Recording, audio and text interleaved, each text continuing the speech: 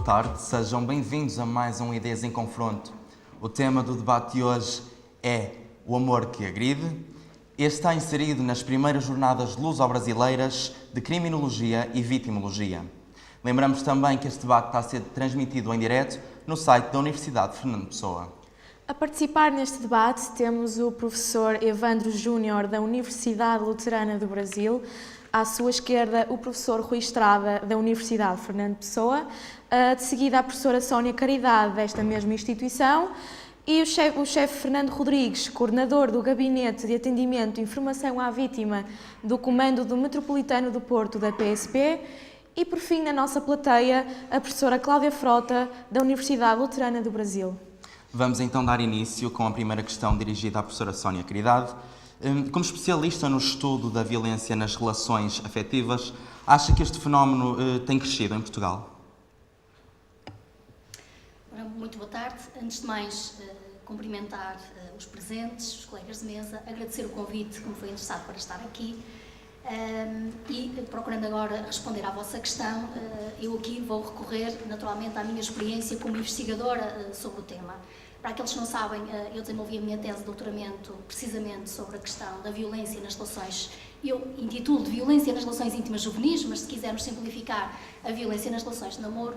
E, de facto, o estudo que conduzia em 2009 e que envolveu, e é importante também contextualizar, envolveu não só jovens inseridos no contexto universitário, mas também adolescentes e, portanto, jovens de faixas etárias mais novas. E, de facto, nesse estudo, que foi um estudo ao nível nacional e que compreendeu uma amostra de grandes dimensões, de cerca de 5.000 participantes, em que nós recolhemos dados de norte a sul do país, incluindo as ilhas, veio claramente comprovar níveis alarmantes e preocupantes de violência, seja em termos de vitimação, seja em termos de agressão. Para terem uma ideia, em termos de percentagens, a vitimação foi apurada em cerca de 25%, significa que 1 em cada 4 jovens que participaram no nosso estudo admitiram ter sofrido algum tipo de violência e, em termos de agressão, cerca de 30% dos participantes admitiram ter usado algum tipo de violência nas suas relações de intimidade.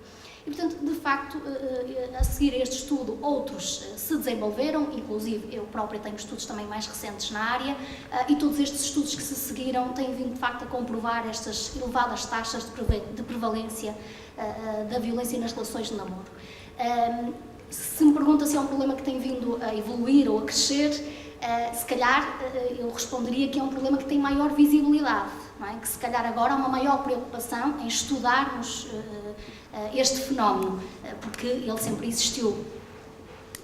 Muito bem. Dirijo agora a minha pergunta ao professor Evandro Júnior.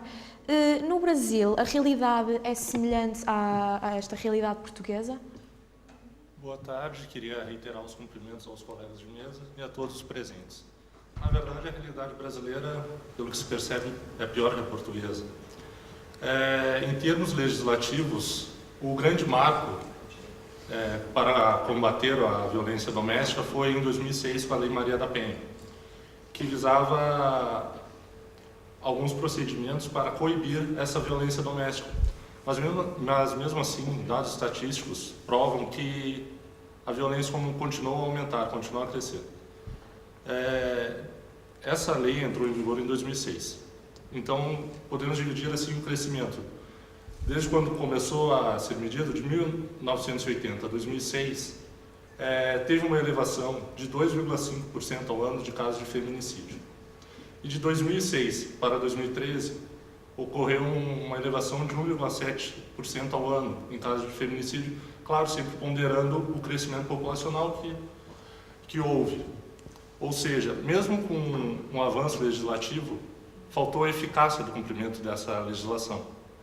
Por isso, hoje, em 2015, para ser mais exato, o Brasil se encontrava no 5º lugar de países onde ocorrem mais casos de feminicídio. Então, para falar a verdade, na verdade o Brasil tem muito a aprender ainda com Portugal e com outros países europeus. Muito obrigada. Vamos agora passar ao chefe Rodrigues com uma questão.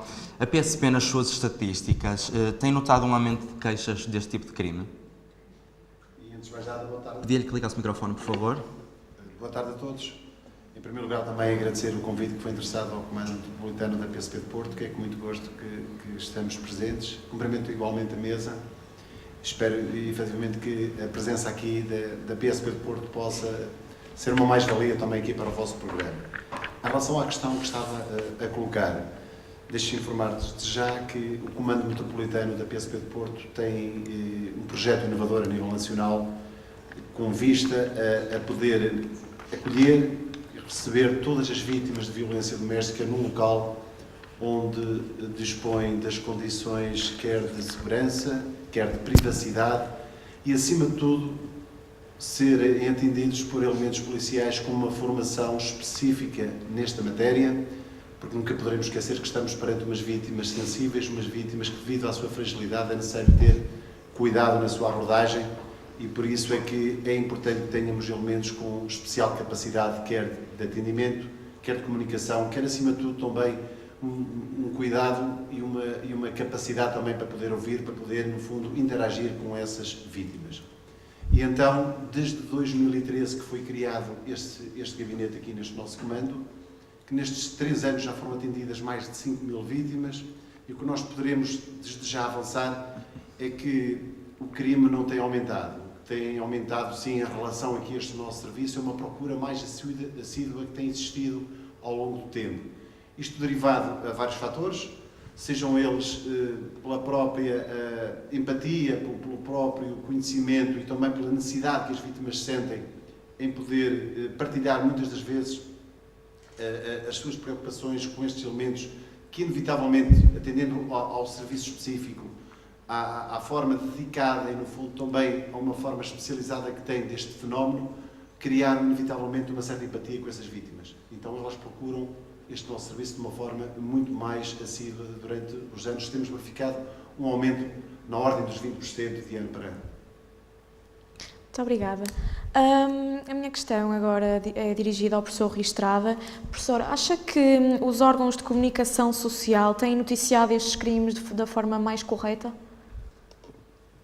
Depende. Primeiro, cumprimentar toda a gente, naturalmente, e agradecer ter-me convidado para estar aqui.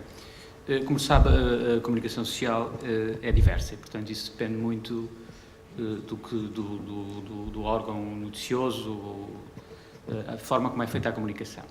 Deixe-me dar um exemplo que quero dizer que é breve, que é o seguinte. Nós tivemos um caso muito mediático nos últimos dias, provavelmente só uma breve contextualização para que as pessoas que também estão aqui de fora percebam, que é um caso de violência doméstica com o antigo Ministro da Cultura, que é o professor Manuel Maria Carrilho, e uma apresentadora de televisão, que é a Bárbara Guimarães. E é um caso mesmo muito mediático, porque o senhor foi Ministro da Cultura, é professor catedrático, a Bárbara Guimarães é uma apresentadora muito conhecida, e o julgamento iniciou-se em fevereiro. E nessa primeira sessão do julgamento, o professor, o Manuel Maria Carrilho, está indiciado por violência doméstica. E nessa primeira sessão do julgamento, a juíza, era uma juíza, tratou justamente, portanto, tratou a Bárbara Guimarães por Bárbara e tratou o Carrilho por professor Carrilho. Também disse à Bárbara Guimarães que ela devia ter feito queixa há mais tempo, porque o processo já se arrastava há muito tempo. Portanto, a própria juíza disse que já devia ter feito queixa há mais tempo, se havia alguma razão para ter feito queixa, devia tê-lo feito. E também lhe disse, não compreendo, vendo umas fotografias do seu casamento, como é que parecem tão felizes aqui com o nascimento da segunda filha, e depois o marido se terá transformado num monstro. E comentou, essas coisas não se passam assim. Ora, o que é que acontece aqui na comunicação social? Logo, imediatamente a seguir a esta primeira sessão de julgamento, há uma notícia sobre isto, difundida pelos vários órgãos de comunicação social, em que o comportamento da juíza e a intervenção da juíza é claramente posto em causa por não ter sido imparcial, que é aquilo que devia ter sido, por ter sido parcial, por tratar de forma diferente portanto, o Carrilho, o professor Carrilho, o Manuel Maria Carrilho e a Bárbara Guimarães, por ter dito à ofendida que devia ter feito queixa há mais tempo, colocando aí, a Sónia Caridade poderá explicar isso melhor que eu, submetendo a vítima a uma sobrevitimação, é isto pelo menos que eu percebi. O que é que está aqui em causa? Está justamente uma percepção que já se tem e que foi imediatamente falada sobre isto. Consequências disto. O advogado da arguida pede, portanto, que a juíza seja afastada do processo, o Ministério Público pede que a juíza seja afastada do processo e a própria juíza pede para ser afastada do processo. Isto é uma resolução que está no Tribunal de Relação de Lisboa. Portanto, não obstante estes pedidos, isto pode não acontecer, será resolvido agora em breve, porque tem que se resolver um período de 30 dias. E, portanto, há aqui já uma atenção da comunicação social para este caso e há uma percepção também de que os leitores e as pessoas que veem isto portanto, estão mais atentas à natureza destes casos. Mas não quero fugir à sua pergunta. Imediatamente, o que é que acontece a partir daqui? E aqui é a tal divisão da comunicação social, que acontece em todos os lados, Portugal, no Brasil, em todo lado. Esta juíza tinha uma predileção pela história alemã. É uma coisa natural. Tinha uma predileção pela história alemã, pela história da Alemanha. E, mais concretamente, esta juíza tinha uma predileção pela época do nazismo e, mais concretamente ainda, pelas pessoas que se opuseram ao nazismo. E, inclusivamente, tinha no seu gabinete uns quadros de umas pessoas que na altura se opõem ao Hitler, numa operação Valkyrie. Agora não tenho muito tempo para explicar isso, mas basicamente ela tinha um fascínio por essa época, que é um fascínio absolutamente natural, quer dizer, da parte da juíza, de gostar dessa época da história e, sobretudo, se rever nessas personagens que se opuseram ao nazismo. Deixem-me só, para terminar esta primeira intervenção, faça isto, e para responder à sua pergunta, o que é que 4 jornais titulam a propósito deste caso. Eu fiz esta contextualização um bocado depressa, porque tinha que a fazer assim, mas só para perceber. E não estou a falar de jornais tabloides. Por exemplo, o DN diz o seguinte: juíza germanófila que adora animais e não traz a paz, mas a espada. Não traz a paz, mas a espada é uma citação da própria juíza. O Correio da Manhã diz o seguinte: juíza de Bárbara, portanto a queixosa, com fascínio por nazismo. Um outro título do Correio da Manhã é Joana Ferreira Antunes, que é o nome da juíza, que lidera o caso Manuel Maria Carrilho Bárbara Guimarães, já foi investigada no passado pelo seu fascínio com a época nazi. E o jornal I, Joana Ferreira Andrade, a juíza que criticou Bárbara, é amante da Alemanha e da luta contra o preconceito. Portanto, o que é que nós temos aqui, só para terminar? Temos uma situação em que as pessoas já são sensíveis a estes casos, em que a comunicação social podia ter tratado bem, que acaba nisto. Agora, o facto de acabar nisto, de estar aqui a associar à juíza por estes títulos, evidentemente eu não estou aqui a falar da notícia, estou a falar dos títulos, mas isto são títulos que apareceram na comunicação, na imprensa portuguesa. O facto de estarem aqui a associar de forma velada, ou às vezes até de forma bastante ostensiva, a juíza ao período nazi, quer dizer, desvirtua qualquer discussão séria que se possa ter acerca deste assunto. Portanto, respondendo à vossa pergunta, depende da comunicação social. Qual é o problema aqui? É que os jornais que titulam isto, sobretudo o Correio da Manhã, vende 100 mil exemplares ou mais de 100 mil exemplares de jornais diários. Os jornais sérios que titulam isto vendem 20 mil exemplares. Não é? Portanto, este é o problema da comunicação social. Nós tínhamos aqui um caso excelente para debater aqui esta questão. Foi ou não a juíza parcial? Porquê é que a juíza fez isto? Perpetua aqui valores tradicionais nos quais hoje não nos revemos, para estar a discutir agora se a juíza é nazi ou não é nazi. Quer dizer, que é uma coisa que não tem nada a ver com isto. Não é? Portanto, o papel da comunicação social, do meu ponto de vista aqui, é um papel tem várias facetas. E ao ter estas várias facetas, mas ao sobretudo ter estas facetas em jornais que vendem muito e que as pessoas, ou televisões que as pessoas veem muito, desvirtua qualquer discussão séria. E como desvirtua qualquer discussão séria, depois tem a ver com uma coisa que a Sónia disse há bocado, nós depois, do ponto de vista da informação, nós ficamos muito baralhados se há mais ou menos casos de violência doméstica, porquê? Porque a informação que nos é dada é uma informação, muitas vezes, que está errada. Mas não quero dizer aqui, é mesmo errada. Não é? E isso leva a que as pessoas depois tenham uma percepção muito do momento, muito imediata, e que ignorem aquilo que de facto são a percepção que devemos ter mais ao longo do tempo, etc. Muito bem. Muito obrigada, professor. Professora Cláudia Frota, tendo em conta o discurso que foi que acabamos de ouvir, na imprensa do Brasil, como é que são cobertos estes casos? Bem, no Brasil, nós tivemos também um caso bastante emblemático em relação à violência contra a mulher, né, que depois veio a se transformar, inclusive, numa lei que hoje é a lei mais importante a respeito da violência doméstica no Brasil, né. Foi parar na mídia este caso, porque foi um caso realmente que chocou muito, né, que era a história de uma mulher que era todo dia espancada pelo seu marido, né? Só que, assim, no Brasil, as leis do Brasil, elas não eram suficientes para proteger essa mulher, ou qualquer outra mulher que fosse agredida, né? Então, o que aconteceu? Esse caso foi parar na mídia também, e um dia ela foi espancada tão gravemente que ela ficou paraplégica, né? Aí, assim, foi parar na mídia. Depois disso, ele foi parar, então, na Corte Interamericana. Tal foi como é que eu vou dizer, a gravidade do caso, né? Aí, a partir daí, então, foi criada a lei que nós chamamos de Lei Maria da Penha, que homenageia essa mulher, né? Essa pessoa que foi muito agredida. Enfim, no Brasil, acho que a coisa importante falar aqui, em relação, inclusive, a essa lei, que é uma das mais importantes do mundo hoje, é a mais completa, né? Começou a ser feita uma articulação, né, entre a assistência social, o Sistema Único de Saúde, que nós temos no Brasil, e também a segurança pública, né? A lei, ela prevê casas de acolhimento municipais, acho que o professor aqui referiu, né, que aqui em Portugal tem também, só que no Brasil essas casas ainda, como são de competência municipal, elas ainda não são todos os municípios que têm esses acolhimentos, né?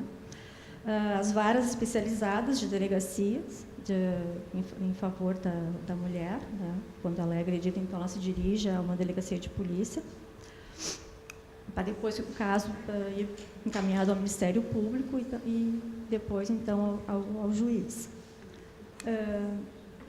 O que tem ocorrido no Brasil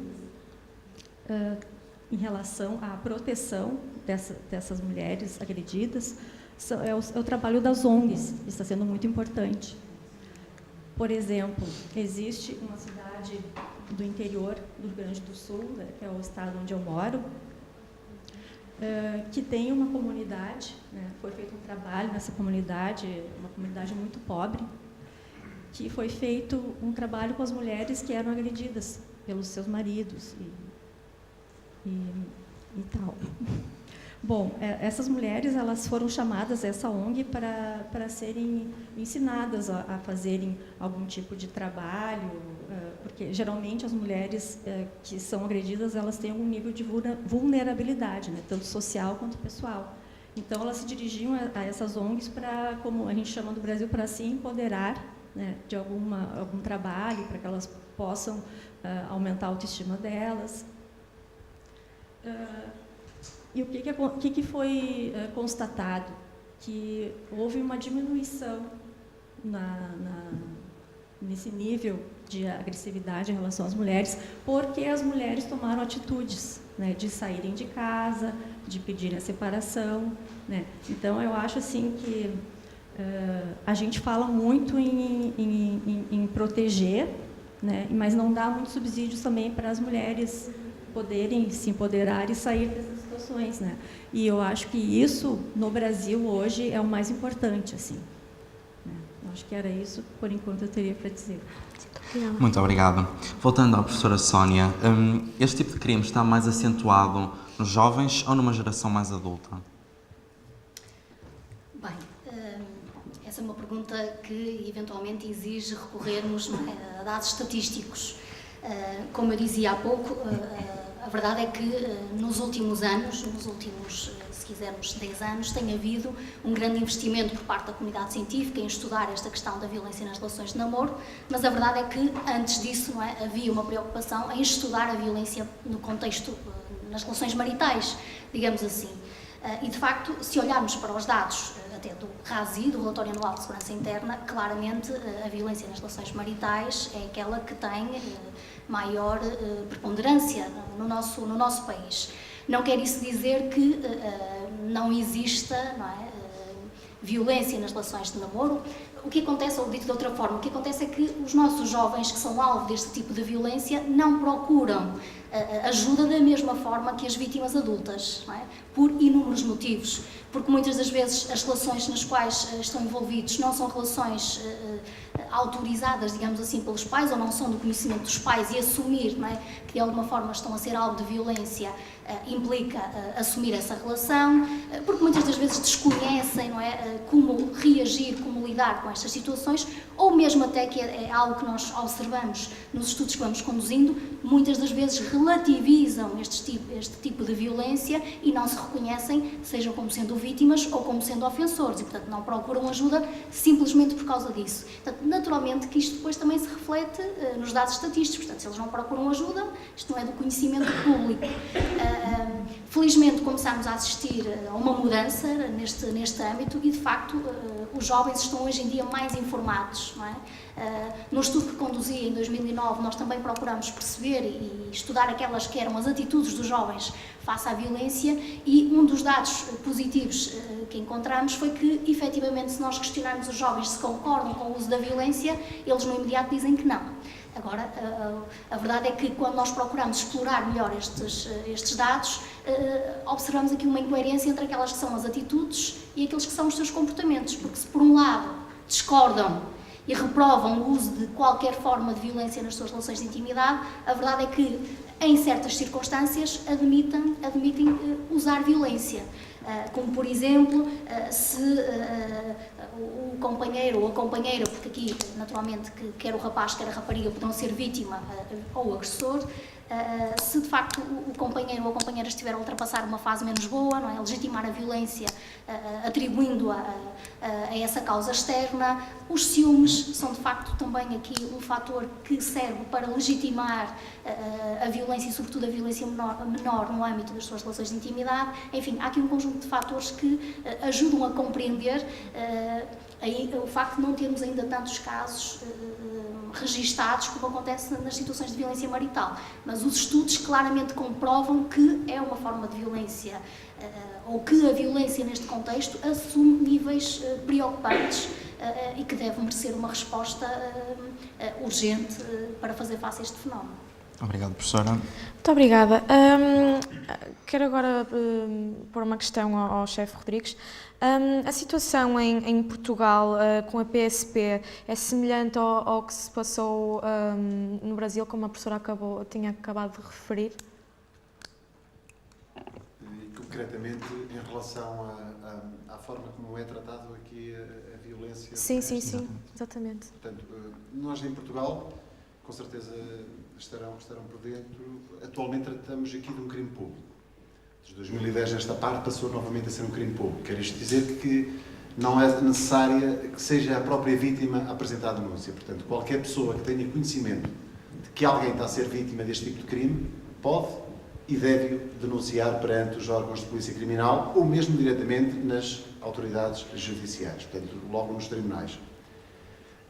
Tem havido uma grande aposta cá em Portugal nos últimos anos, mesmo por parte do governo português, quer na preparação dos elementos das forças de segurança com formação específica, que tem grande parte, todo o efetivo teve, mas depois de uma forma mais específica e mais direcionada para os elementos que trabalham na proximidade e, portanto, procura a Polícia de Segurança Pública, inevitavelmente, estar atenta a estes fenómenos e procura também, acima de tudo, atuar na prevenção, porque é muito importante que nós pensamos e estejamos centrados que, se conseguirmos prevenir a violência, de certeza que os números apresentados e que atualmente, perante os relatórios que são difundidos, andam na ordem das 27 mil participações por ano, participações, e claro que também nos preocupam a nós, enquanto órgãos de polícia criminal, os números considerados, digamos que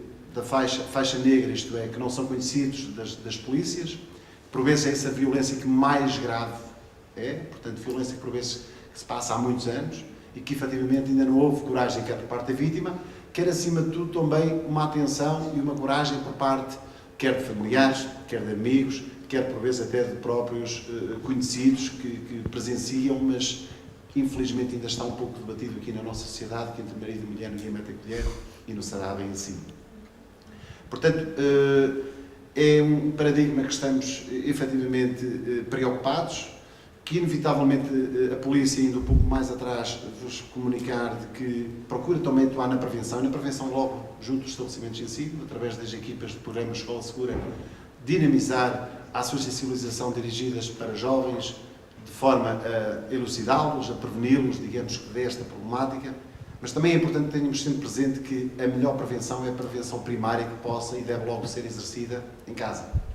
Sabemos que, efetivamente, as famílias hoje em dia estão muito ocupadas e que o tempo, por vezes, para poder transmitir determinados valores aos filhos não existe. E novas tecnologias também veio dificultar um pouco, digamos, essa matéria, mas que é importante também que possamos alertar a sociedade que só com o envolvimento de todos, e todos passa também pela família, que tem um papel importantíssimo, se conseguiremos tentar diminuir e, de certa forma, se pudéssemos erradicar, digamos, com este flagelo, seria o ideal, porque uma sociedade salutar, relacionamentos salutares, serão sempre aqueles onde não possam existir violência. Muito bem. Professor Evandro, no Brasil também se trata de um crime público? Vai depender da situação. Porque existem, com a Lei Maria da Penha, foram tipificados 5 tipos de violência. Violência física, patrimonial, moral, psicológica e sexual.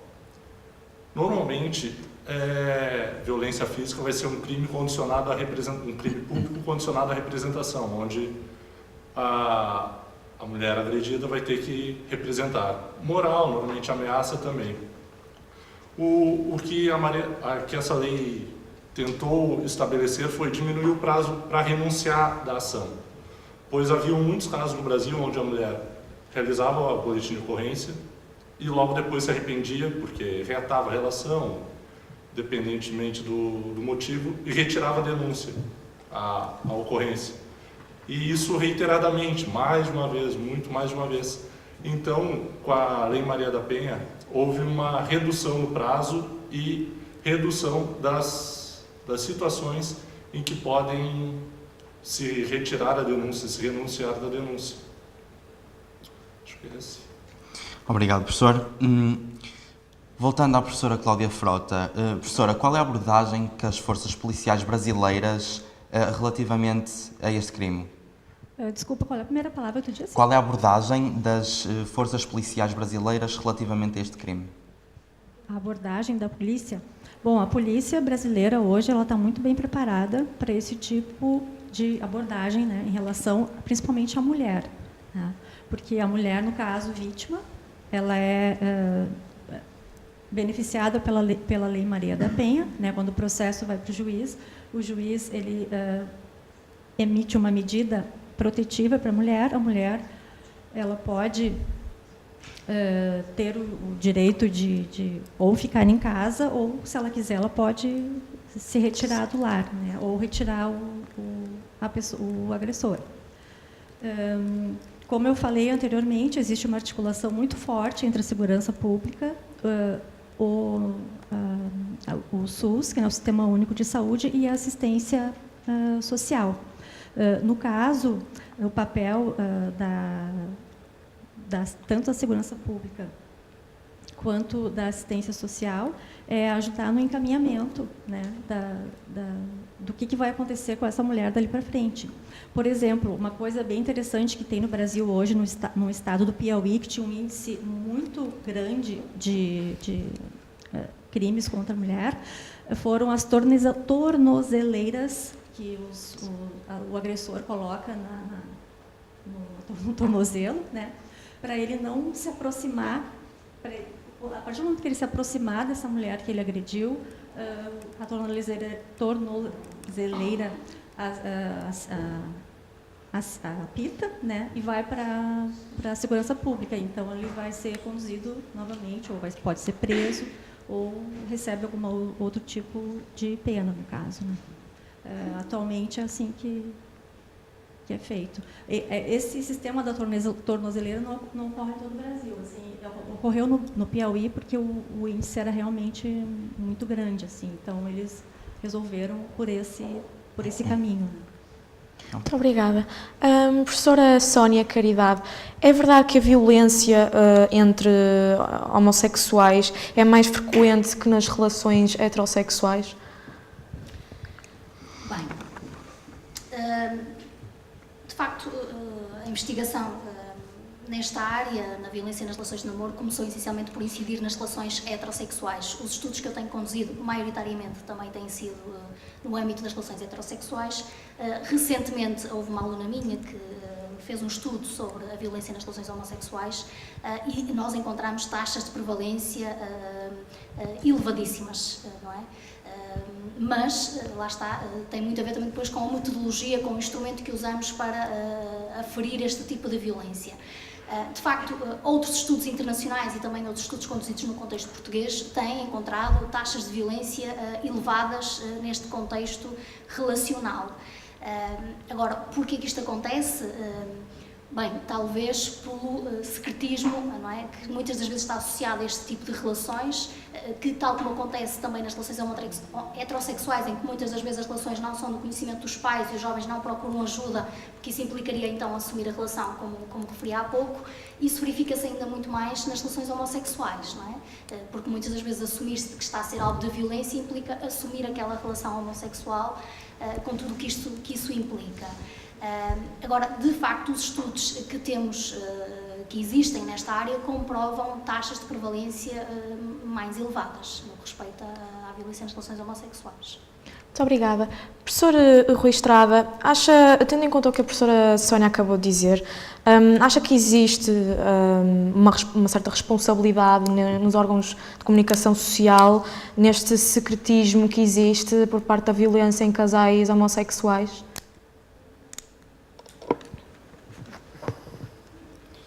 Eu honestamente até penso que agora será um pouco ao contrário, há uma discriminação positiva. Compreendo que de facto o que a minha colega disse é verdade, no sentido de assumir. Agora, há uma discriminação positiva na imprensa, genericamente, pelo menos aqui em Portugal e na Europa, sobre aquilo que habitualmente chamávamos minorias. E, portanto, eu penso que aí não se põe muito essa questão. Eu colocaria mais a questão em termos da percepção imediata que podemos ter das coisas. E isso é que, do meu ponto de vista, e até atendendo àquilo que disse há pouco, pode ser perigoso para o juízo que nós fazemos. Eu, por exemplo, ainda há pouquíssimo tempo, tenho aqui a notícia do Jornal Público de 4 de março, que me diz que, de acordo com duas associações, que é o Observatório das Mulheres Assassinadas e a União das Mulheres Alternativa e Resposta, associações que eu dou como credíveis, naturalmente, embora acho que não tenha saído ainda o RASI de 2015, mas não tenho certeza do que estou a dizer, mas acho que não saiu.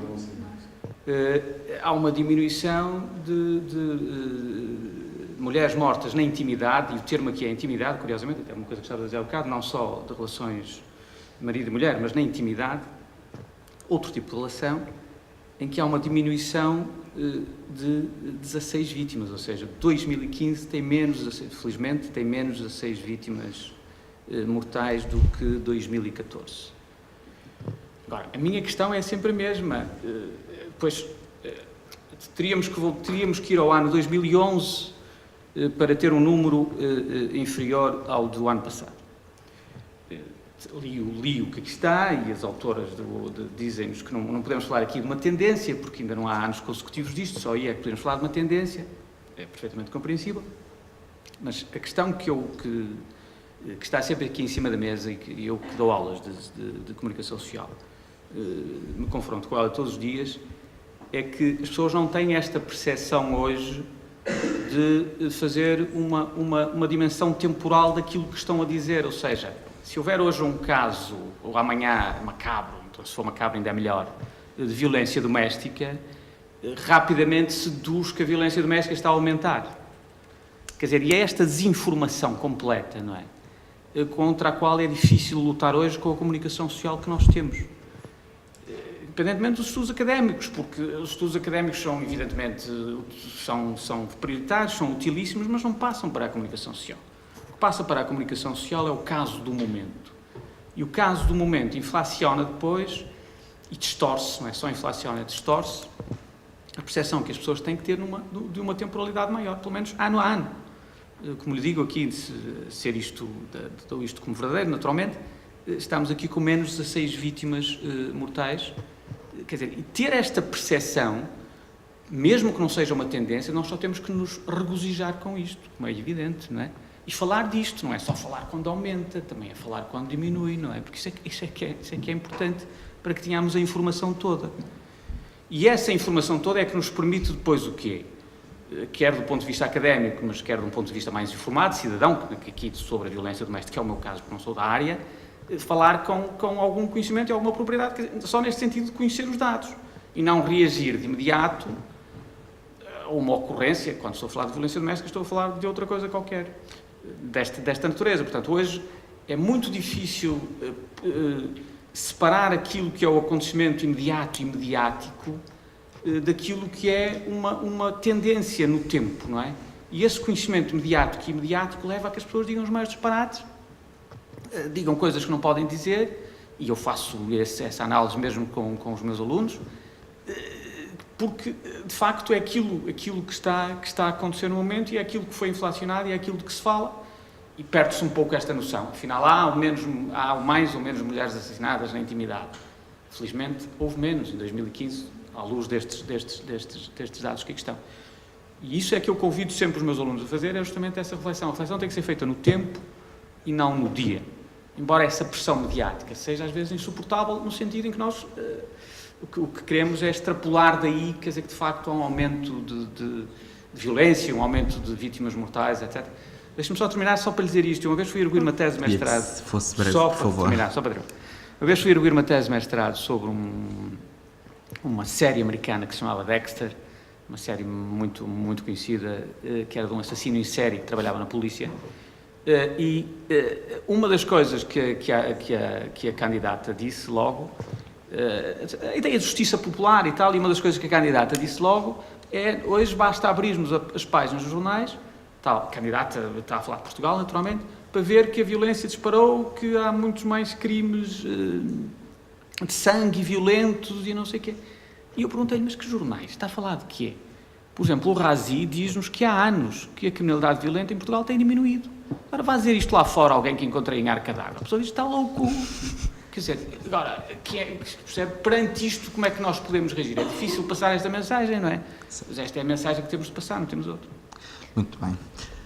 Chefe Rodrigues, qual é o procedimento que uma vítima tem que ter para se queixar deste crime?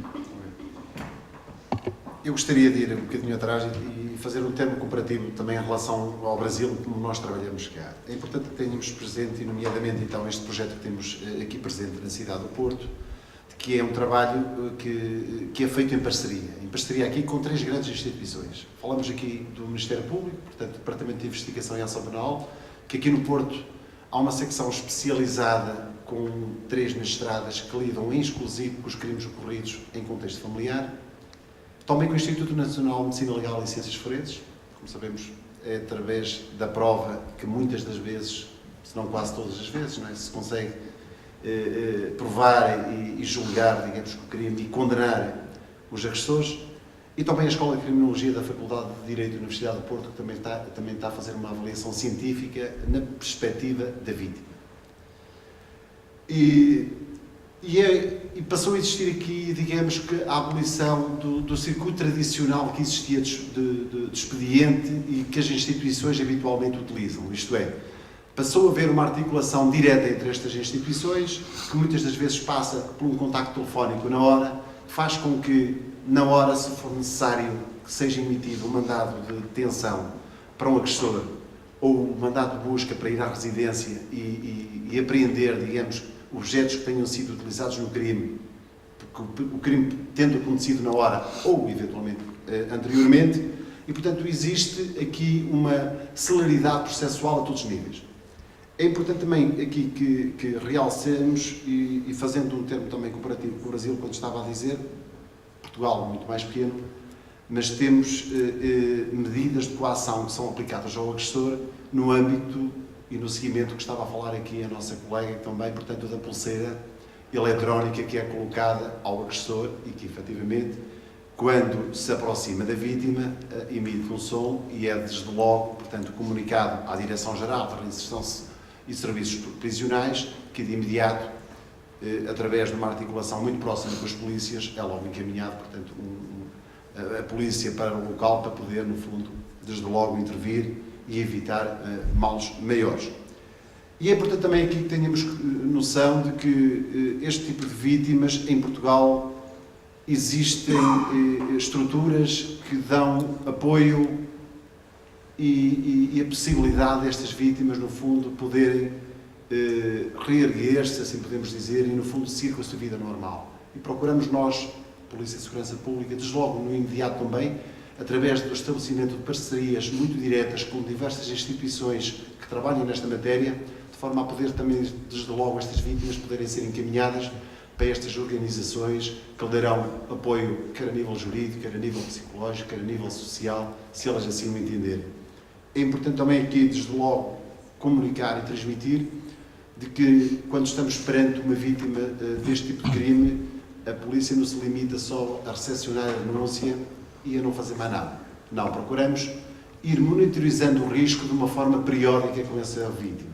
Atualmente em Portugal está em vigor um instrumento que avalia o risco que a vítima tem logo no momento em que participa aos factos, portanto é logo efetuada uma avaliação a esse risco e, de acordo com o grau que nos der esse instrumento, são feitas depois reavaliações periódicas a esse mesmo risco. Para dar como exemplo que, se esse instrumento der um risco elevado, no prazo máximo de 72 horas, a vítima é novamente contactada e é novamente monitorizado esse mesmo risco.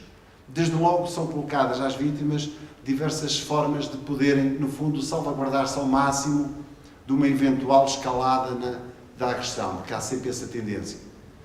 E a fase crítica, segundo os estudos e segundo o nosso conhecimento também dos nossos Estados, nos vai dizendo que é logo a seguir após denúncia do crime. E por isso, muito estranho possa parecer perante a opinião pública, mas é inevitavelmente uma medida segura quando uma vítima é, desde logo, acolhida numa casa-abrigo. Porque nas casas-abrigo, felizmente, nenhum dos números que o doutor aqui apresentou se verificaram no interior destas instalações. É sinal que, efetivamente, são locais seguros. Muitas das vezes, nessa fase, muito mais seguros do que a própria habitação da vítima. E, portanto, é preferível a vítima ser acolhida numa vaga de emergência, numa casa-abrigo, que dará total proteção para ela e, eventualmente, para os seus filhos, do que estar, eventualmente, num possível contacto com o agressor. E, portanto, existem 25 casas-abrigo espalhadas pelo país todo que têm total disponibilidade para poder acolher estas vítimas. Já até comunicar duas mais situações. Primeiro, ainda ontem foi aprovado na Assembleia da República uma nova lei que visa ainda dar mais proteção e, no fundo, mais força a estas vítimas, que visa abolir aqui o pagamento das taxas judiciais nos tribunais. Portanto, é uma medida que, no fundo, também vai de encontro a que não poderão ser arranjados argumentos pelo facto das vítimas não terem suficiência económica, que não possam seguir com os seus processos. Dizer que, inevitavelmente, também, que quando estamos aqui a falar num crime público, é uma realidade que qualquer pessoa pode e deve denunciar. Mas não deixa de ser verdade que a forma como depois a vítima, durante o processo, vai colaborar ou não com a investigação vai ser crucial para o desenvolvimento do processo. E, infelizmente, o que se passa no Brasil passa-se também em Portugal. Isto é, nós temos muitas vítimas, infelizmente, não é? De que hoje estão a fazer a denúncia e amanhã já estão a querer retirar essa mesma queixa. Muito bem, mas qual é o procedimento que a vítima deve ter para ir para essas casas de abrigo? Vão ter diretamente a essa casa, vão falar com a polícia? Permita que lhe diga que em Portugal existe a Lei 112 de 2009, recentemente alterada pela Lei 125 de 2015, que é uma lei que visa proteger as vítimas de violência doméstica, dando determinados, digamos, mecanismos de defesa. Logo nessa lei, portanto, está estipulado que qualquer intervenção que tenha de existir com as vítimas é sempre com o seu consentimento. E, portanto, qualquer vítima que dê o seu consentimento e que deseje ser encaminhada para estas estruturas, existe total disponibilidade para que elas possam ser acolhidas. Cada estrutura destas, obrigatoriamente, tem vagas de emergência social para acolher de uma forma emergente, portanto, qualquer vítima. Falando que nós temos muita tendência de criticar, por vezes, que o nosso país está um pouco atrás, nós acho que nisto não estamos muito. Para vos dizer que em Portugal está instituído, por exemplo, um serviço de transporte de vítimas de violência doméstica, que é feito por estas equipas, que dirijam-se elas a qualquer departamento policial, é contactada esta linha e 24 horas por dia, portanto, são encaminhadas estas vítimas para os mais diversos pontos do país. Porque quando falamos aqui no acolhimento numa casa-abrigo, é importante também que se diga que a vítima não é acolhida na casa-abrigo mais próxima. Procura-se que seja, efetivamente, numa casa-abrigo, para a própria vítima sentir uma certa segurança e um certo, digamos, bem-estar, sabendo que está um pouco distante do local onde se passaram os factos. Por isso é que nós temos vítimas aqui que a violência passou-se nos Açores. Assim como nós temos aqui vítimas que se passou aqui a violência, elas foram para a Madeira, para os Açores também. Muito bem. Obrigada, professor. Permita-me só concluir, É que pedimos para que fosse terminar, muito breve. e isso serei breve, dizer também então que procura este nosso serviço monitorizar o risco através de contactos periódicos que são estabelecidos com estas vítimas. E desde logo também dizer que a última alteração à lei também 112 o estipula, com cada vítima de violência doméstica também logo elaborado um plano individual de segurança. Isto é, um conjunto de normas que são transmitidas logo às vítimas, de forma a que ela possa precaver-se, prevenir-se por um eventual crime que venha a ocorrer, ou se ele estiver a ocorrer, a forma, digamos, para o poder minimizar ao máximo. Muito obrigada. Professor Evandro, qualquer pessoa pode fazer queixa, mesmo não sendo a vítima, só para esclarecimento? Que assim, no Brasil foi incentivado um telefone que qualquer um pode ligar para realizar uma denúncia anônima. Aí a polícia vai investigar o caso, se realmente ocorre ou não. Aí sim vai se instaurar um inquérito policial para investigar se houve o fato ou não. Mas a questão de alguns crimes, existem 3 tipos de maneiras para iniciar um processo criminal no Brasil. Crimes que são de ordem privada, crimes públicos que não necessitam representação e crimes públicos que necessitam representação. Esses crimes públicos que necessitam representação, para a polícia investigar, iniciar um inquérito, instaurar um inquérito, é necessário que a vítima, ou um responsável pela vítima, no caso de menor idade, represente contra o agressor, contra o ofensor. Caso, por exemplo, de lesões corporais, alguns tipos de lesões corporais, ameaça, então é necessário. Então, por isso, vai depender do crime.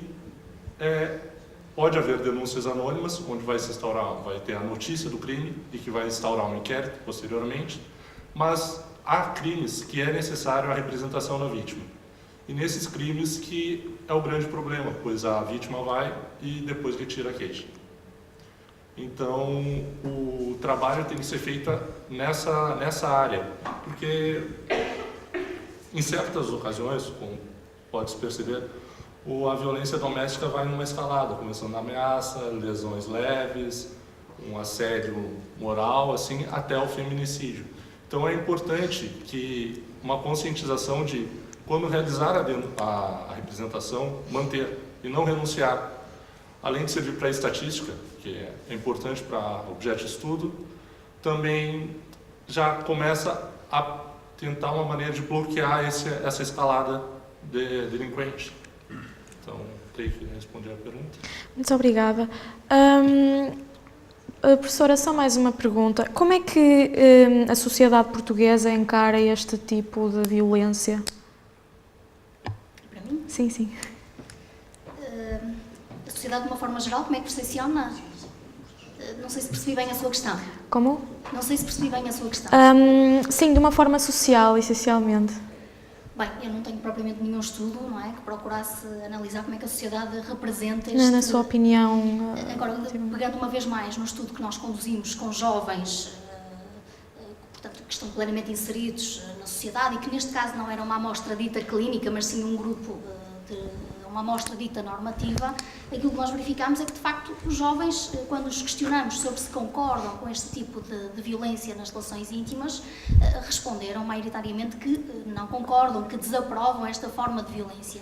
E me parece que isto também se deve muito ao trabalho dos próprios mídias, dos próprios meios de comunicação social que divulgam informação sobre o fenómeno e, de alguma forma, fomentam consciências, não é? Sensibilizam as pessoas para estas realidades. E, portanto, eu acho que, de uma forma geral, as pessoas reprovam o uso da violência nas relações íntimas. Como eu dizia há pouco, a verdade é que depois, quando vamos procurar estudar, não é, certos comportamentos, verificamos que continuam a existir comportamentos abusivos nas relações íntimas, não é? E isso é que é preciso, de alguma forma, trabalhar e erradicar esse tipo de comportamentos, promovendo uma tolerância zero, seja a qual for a violência em causa. E digo isto porque aquilo que nós observamos nas relações entre jovens é que o tipo de violência que é mais preponderante é a violência psicológica. E, por outro lado, verificamos que há uma tendência para os jovens relativizarem e minimizarem esta forma de violência. Se a este dado acrescentarmos um outro que nos diz que a violência psicológica é um preditor da violência física, não é? Portanto, isto claramente justifica que tem que haver aqui uma resposta atempada para este fenómeno e adequada, não é? E aqui, se calhar, reiterar algo que já foi dito pelo chefe Rodrigues, a necessidade de apostarmos na prevenção precoce do fenómeno, na prevenção primária, não é? Junto dos jovens.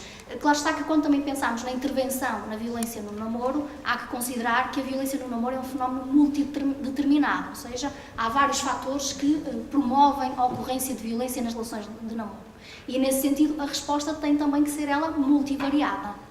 Portanto, temos que apostar na prevenção primária, mas também implementar e desenvolver outro tipo de respostas que possam efetivamente abolir a violência na intimidade. Muito obrigada, professora. Vamos agora dar a palavra ao público. Caso tenham algumas questões, podem colocá-las ordeiramente. Parece-me que não, ninguém quer colocar alguma questão. Então tenho só mais uma pergunta para fazer à professora Sónia. Acha que existe uma maior violência, acha que é maioritariamente por parte dos homens contra as mulheres ou vice-versa? Porque os homens são muito falados nesta situação e é preciso esclarecer essa situação. Não é, que tenho conduzido no âmbito da violência nas relações íntimas entre jovens. E, de facto, aí os estudos que foram por mim desenvolvidos contrariam um bocado essa tese, não é?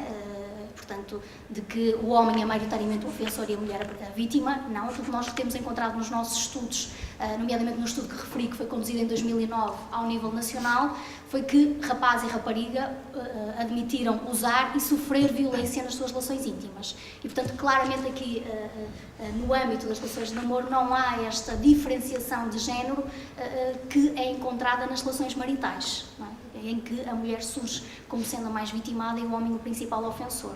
Agora, como dizia, isto não é uma questão consensual, há outros estudos internacionais, essencialmente os primeiros estudos conduzidos nesta área, que vieram demonstrar que o rapaz era o principal agressor e a rapariga a principal vítima, mas outros estudos que, entretanto, têm sido desenvolvidos têm vindo um bocadinho a contrariar esta tese e muito a defender a tese da paridade da violência. Muito obrigada, professora. Bem, em nome do Laboratório de Televisão, agradecemos a todos os elementos e o público aqui presente. Passamos a palavra ao professor Rui Estrada para proceder ao encerramento destas Jornadas Luso-Brasileiras. Muito obrigado pela vossa colaboração também. Eu só a propósito desta última questão que foi colocada, não resisto a dizer o seguinte. A regra geral pergunta-se aos homens do que é que eles têm medo nas mulheres. E eles respondem, nós temos medo que as mulheres se riam de nós. E quando se pergunta às mulheres o que é que elas têm medo dos homens, elas respondem, nós temos medo que eles nos matem. Há aqui alguma diferença. Bom, agora, Relativamente ao fecho das jornadas, muito breve, estamos atrasados, portanto eu queria naturalmente agradecer à organização, o Observatório Permanente da Violência e Crime e a Universidade de Fernando Pessoa. Queria agradecer a todos os presentes, aos colegas brasileiros e aos colegas sul-americanos. Permitam-me aqui destacar o professor Jorge Trindade, da ULBRA, porque o professor Jorge Trindade, sendo da ULBRA, também já é da UFP, portanto nós temos muito gosto em que esteja cá e está cá muitas vezes.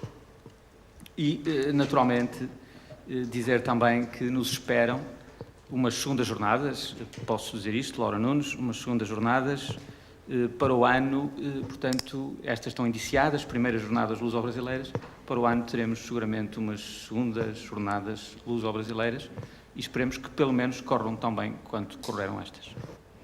Muito obrigada, professor.